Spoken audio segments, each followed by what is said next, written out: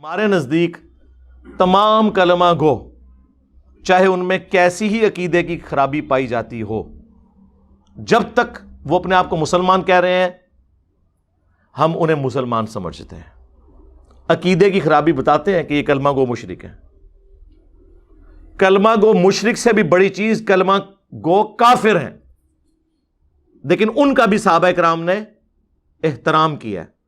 صحیح بخاری میں آتا ہے عبداللہ بن عمر جو کہ چند فقیہ صحابہ میں سے ہیں، بخاری مسلم میں الفاظ ہیں عبداللہ ابن عمر رجل صالح، نیک مرد عبداللہ ابن عمر۔ اور یہ تین عبداللہ نام کے بندے صحابہ میں موسٹ سمجھ لیں انٹلیکچوئل اور فقیہ صحاب تھے۔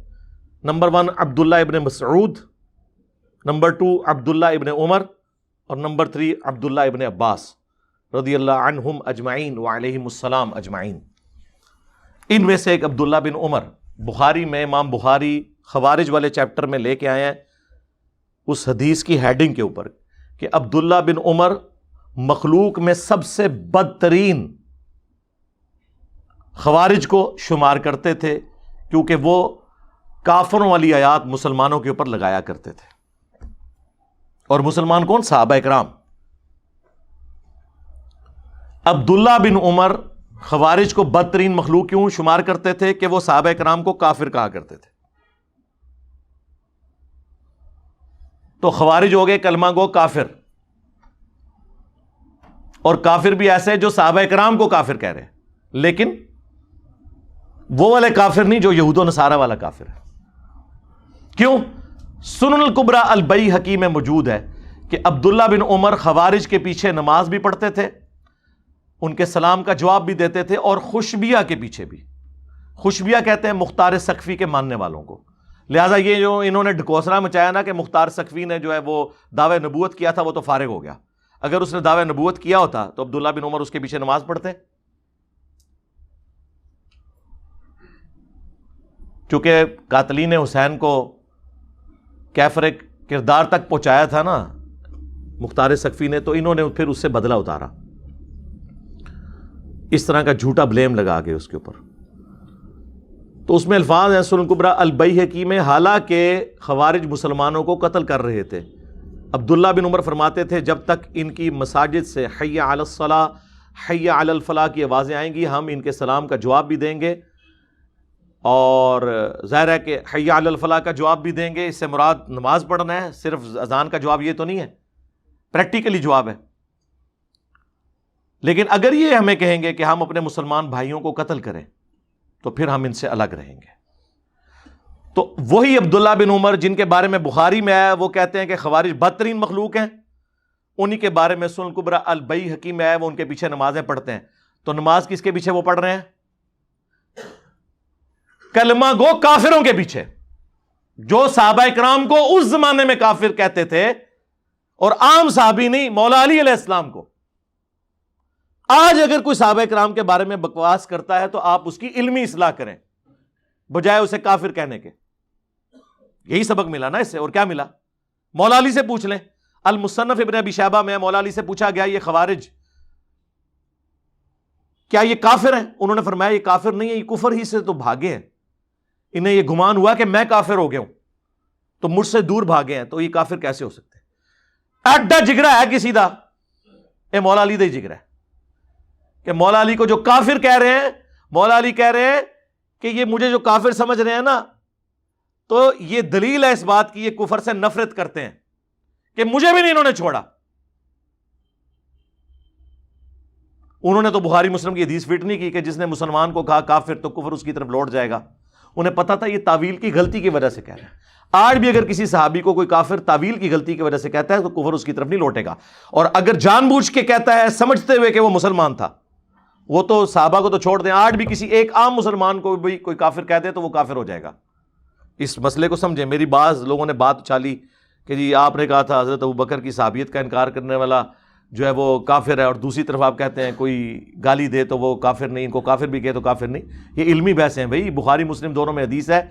ابن ابی بلتا نے نبی علیہ السلام کی جب مخبری کر دی تھی، کافروں کو بتا دیا کہ حضور مکے پہ چڑھائی کرنے والے ہیں، نبی علیہ السلام کو اللہ نے وحی کے ذریعے بتایا، مولا علی کو بھیجا، انہوں نے اس عورت کے جوڑے سے وہ خط برآمد کیا، اور جب وہ خط آیا نبی علیہ السلام کی بارگاہ میں، حضرت عمر نے کہا یا رسول اللہ اجازت دیں میں اس منافق کا گلا کاٹ دوں جس نے آپ کے ساتھ یہ غداری کی ہے۔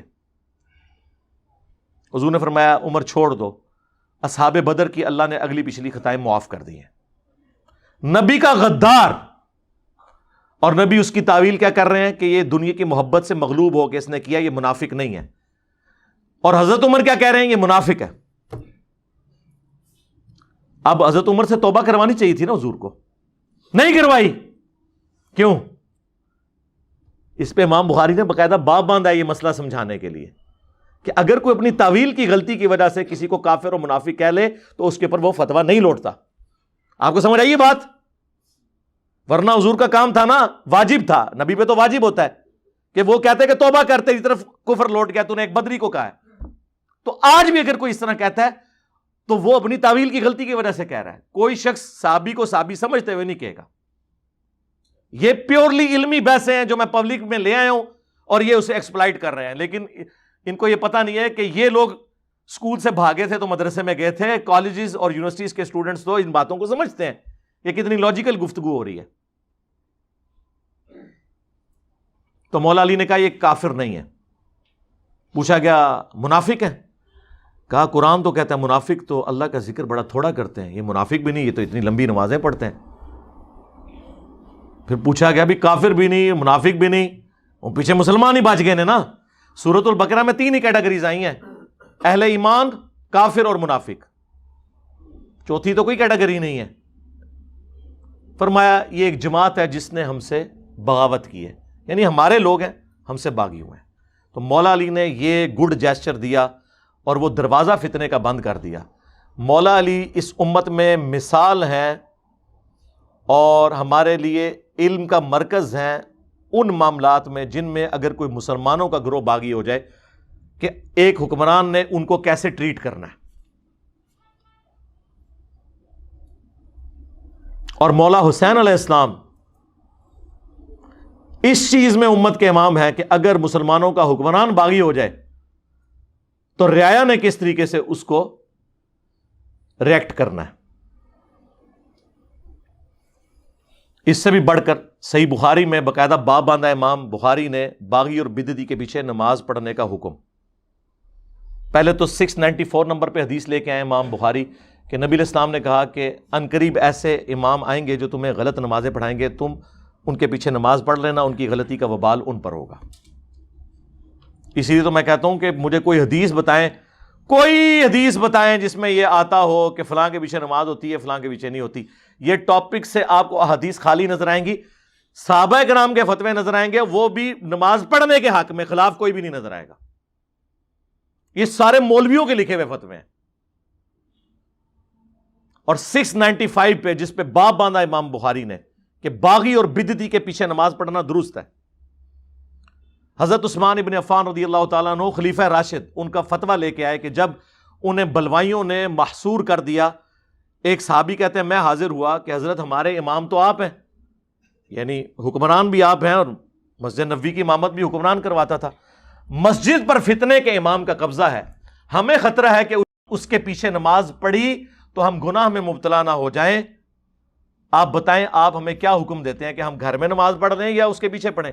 تو حضرت عثمان نے کہا کہ نیکی کے کاموں میں ان کا ساتھ دو، کیونکہ مسلمانوں میں اجتماعی نیکی کا کام ایک باجماعت نماز ہی تو ہے، نیکی کے کاموں میں ان کا ساتھ دو اور برائی میں ان سے الگ رہو۔ اس سے امام بخاری نے رزلٹ نکالا کہ خلیفہ راشد نے ہمیں یہ کہا ہے کہ باغی اور بدعتی کے پیچھے نماز پڑھنا درست ہے، اور دیوبندی اور بریلوی اور اہل حدیث جو آپ کو دھوکہ دیتے تھے نا کہ وہ یہودی مارنے کے لیے آئے تھے، تو اس کا مطلب ہے حضرت عثمان یہ بھی سمجھتے تھے کہ یہودی جو ان کے نزدیک یہودی تھے ان کے پیچھے نماز پڑھنا درست ہے۔ ہوں دسو کیا کرو گے؟ ماننا پڑے گا کہ مسلمان تھے، ہاں اہل بدعت تھے، خلیفہ راشد کے خلاف انہوں نے بغاوت کی، سب کچھ تھے، لیکن خلیفہ راشد کا آپ ٹیمپرامنٹ دیکھیں کیا ہے، وہ کہہ رہے ہیں نماز ان کے پیچھے ہو جائے گی، یعنی وہ کہتے تھے مجھ سے اختلاف کرنے کا مطلب یہ تو نہیں ہے کہ اسلام سے نکل گئے، نماز ان کے پیچھے ہوگی۔ اس کے بعد کوئی ہمیں لا کے کہ جی وہ فلانے امام نے یہ کہا کہ فلانے کے پیچھے نماز نہیں ہوتی، وہ اپنے مامیاں دے فتوے اپنے کول رکھو، مامو پارٹی سانو نہ کوئی فتوا دسو، ہم فتوا آپ کو بتا رہے ہیں عبداللہ بن عمر کا، اس سے بڑھ کر مولا علی کا اور حضرت عثمان کا، تو آڈے بابے تے امام تے شاہی کوئی نہیں سوری شاہی کوئی نہیں، ان کے مقابلے پہ ہم تو شاہی کوئی نہیں، ویسے اسی بھی بڑی شاہ ہوں تھوڑے بابے دے مقابلے ہاں کہانی کرا کے گئے سن۔ علیکم بسنتی و سنت الخلفاء الراشدین المہدیین، جامعہ ترمذی میں، سنن ابی داؤد میں، مشکات کے اندر بھی حدیث موجود ہے کہ تم پر میری سنت اور میرے خلفائے راشدین ہدایت یافتہ کی سنت لازم ہے، تو انہوں نے تو کبھی اس طرح انڈورس نہیں کیا۔ تو یہ ساری کی ساری چیزیں ہیں، یہ وہ دین ہے جو کتابوں میں ہے، اس لیے ہم کہتے ہیں کہ مرنے سے پہلے اے مسلمان کر لے اس پہ غور، کتابوں کا خدا اور ہے، بابوں کا خدا اور، یعنی بابے بھی اسی خدا کو مانتے ہیں لیکن ان کوالٹیز کے ساتھ نہیں جو وحی میں آئی ہیں۔ اور جب تو یہ غور کرے گا تو تیرے اندر سے آواز اٹھے گی، کیا کہ نہ میں وابی نہ میں بابی، میں ہوں مسلم علمی کتابیں۔ اور جب یہ آواز گلی گلی سے آئے گی نا تو انشاءاللہ تعالی آپ سمجھ لیں کہ فرقوں کی دکانیں بند، the damage has been done, ہو گیا نا۔ صلو علی محمد و آل محمد، اللہم صلی علی محمد وعلی آل محمد واصحاب محمد وازواج محمد وامت محمد اجمعین الی یوم الدین، آمین۔